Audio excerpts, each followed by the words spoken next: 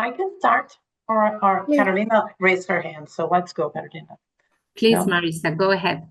Okay, so I love that question actually, and that's why I wanted to start because I'm a Brazilian, currently living in US. I'm in charge for the Americas region, and I work in a Japanese company. So I have this mixture already in my life that is my daily work. So like different cultures and what is considered more ethical in one country than another country. So for me, we have a lot of norms, just like Fabian told us, that explains exactly what is acceptable, despite the fact what you think is ethical in your country. So we have like a baseline that we can follow for that. And that's how we use. So we have not only the norms of the United Nations, but also like the laws of the countries that can help us navigate this. But of course, there are some things like they're most, I wouldn't say ethical or unethical, but most common in some countries. So it's the good example is like, and we are in the best moment, right? So this week is Thanksgiving here in US, and very soon we're gonna have Christmas, and several countries celebrate that. And in several countries, it's considered, norm to give gifts and or things like that during this time of the year. So that's why it's so important, just like Fabian said, and I'm quoting him a lot. I love the presentation, it was short and precise. That's why it's so important for the companies to have their own internal rules about that. We take all this baseline on what is acceptable by law, and then we define. So in my company, we have a threshold related to gifts and hospitality. So anything that is above this threshold has to be disclosed. And then the company, the compliance function, together with the legal, together with the business, will take a decision based on our risk appetite, based on the best practice, based on what is acceptable in each of the markets, to see if we will go and use and give that gift. Some markets, for example, it's common to give gifts in cash, right? I think in China or in some Asian countries. And in my company, this is not acceptable. This is baseline in our policy. So you cannot give cash. So we have to try to work with the teams that we have in those regions to explain we cannot do that. So let's try to see another way to give the gift and to be you following the cultural norm without not complying with our own rules. Okay, so I think having the baseline helps us a lot, but you have to really have your internal rules to define what we will follow. So that's how we try to manage. We try to not be like black and white in some things, but for example, cash is crystal clear in our company. Even if it's norm, it's okay, it's not is ethical in other countries, we cannot keep. Thank you, Marisa. Carolina? Yeah, I totally agree with what Marisa mentioned. And I would add to this that it's so important, the culture of the organization, the culture of integrity, even more than the norm, that the internal norm is of course important, but as well the culture. I just to give two examples. One is that we talk about cultural norms in one country and the other, but this could happen also in one same country in different regions. For example, a typical discussion we have with trainings with small and medium enterprise is the contracting of familiar members or friends.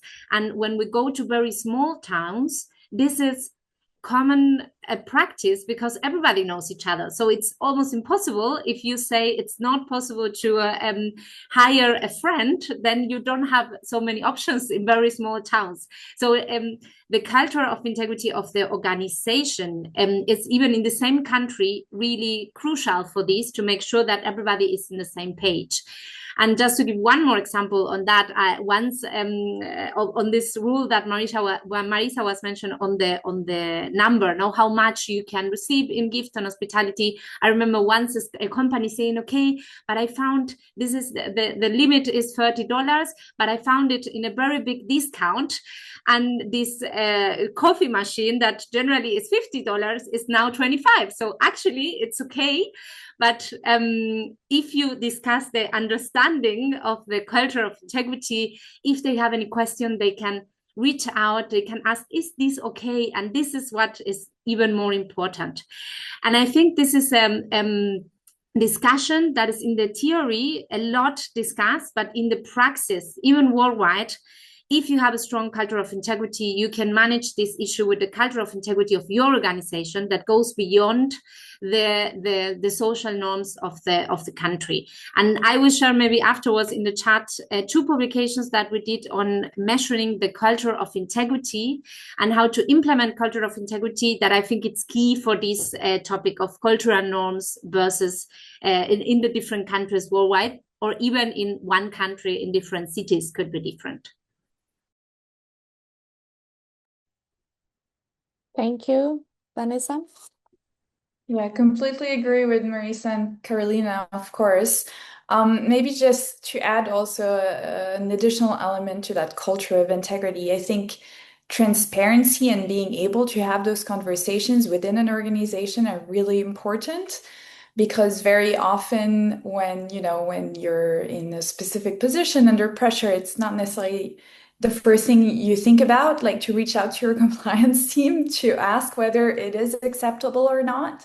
And so I think really having this openness and really seeing compliance also as a sparring partner rather than those telling you what to do and not to do when the rule makers, right, is also something that we've seen gives a lot of success. And of course, we cannot also forget the importance of collective action. I know we might get back to that later. I mean, Carolina and I love this topic, Anna, Fabian, Marisa as well. But I think it's also really important, especially when we're talking about small and medium enterprises, to be able to share some of these practices, some of the challenges in terms of implementation with others. Because again, the fact that it came up in the chat, the fact that everyone was asking this question, it is extremely common. And so I think sharing practices with peers is very helpful. Thank you, Vanessa. And we actually have a question, I think, from the public sector saying, how can we integrate more and do collective efforts? I think collective action is a thing that we all here love, and we can also explore that more. Fabian, do you want to share your thoughts? Yes, almost everything was already covered by my colleagues, but I would like to add that we have, international rules, international norms that can be very useful in order to identify which is the best way in which you have to behave in a specific situations. If in a specific situation, for instance, we have the convention, the UNCAC, but we also have the OECD Anti-Bribery Convention. We have the ISO 37001, which is the international standard organization rule, anti-bribery rule. So it allows you to identify which is the framework in which you are allowed to do something. I mean, in international scenario. I mean, as a universal behavior expected in business. I mean, but also it's important to have a clear idea about what is, as I mentioned in the presentation, what is illicit. That the facilitation payments are illicit. You don't have to try to make facilitation payments and take the risk because it's a cultural thing in some countries. For instance, I'm based in Colombia, so in Colombia you can make such kind of payments, and it's like the rule. You cannot argue that is the rule and just pay for something that a public servant should do. So my advice is try to behave with a high standard, with a high ethical standard, disregarding where are you doing business. If you are doing business in a very corrupt country or in a country in which the ethical level is very low, the key thing is to behave in a very high ethical standard, disregarding the environment in which you are doing business. That's it. Thank you, dear Fabian. And if we go to the second most voted question, what's more dangerous to a company? A bad decision made with good intentions or a good result achieved unethically? What's more dangerous, Carolina?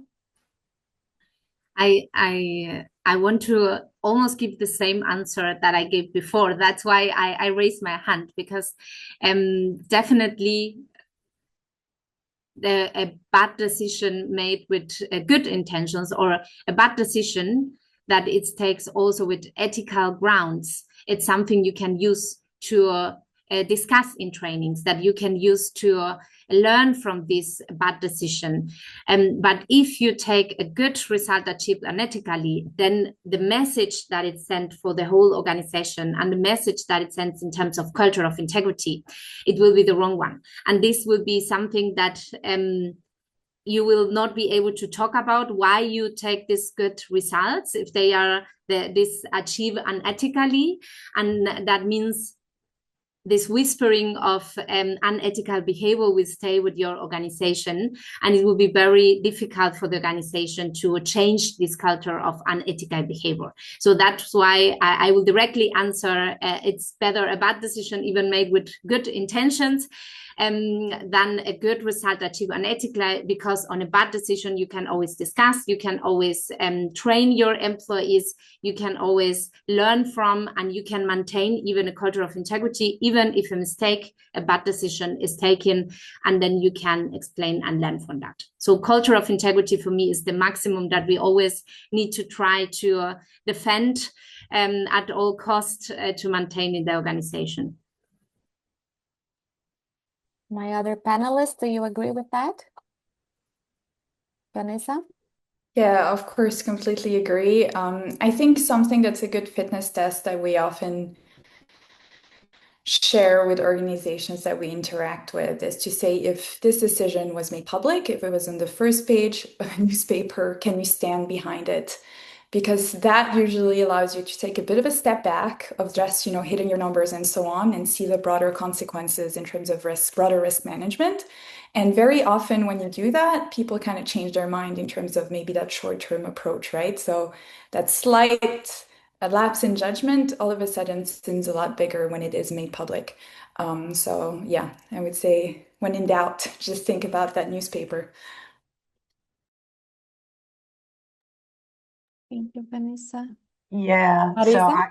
I fully agree. And just complementing, actually, just like what Carolina and Vanessa said, a good result achieved unethically means that a lot of bad decisions were made throughout the time, and actually they were never discussed, and they become the norm in the company. And that's the problem. That's the trick, the worst case scenario you want, because then people get accustomed to that and believe that would be the norm.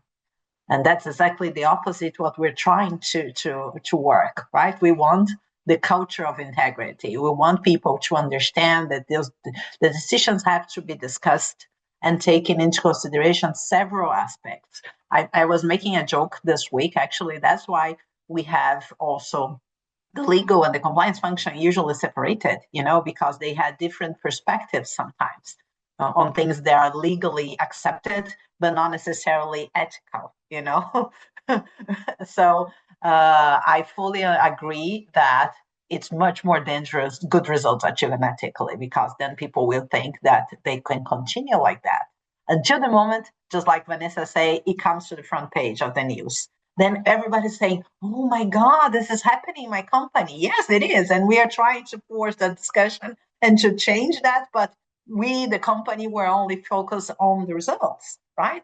And that's why we work so much on the culture that we have to, how we achieve the results is really important,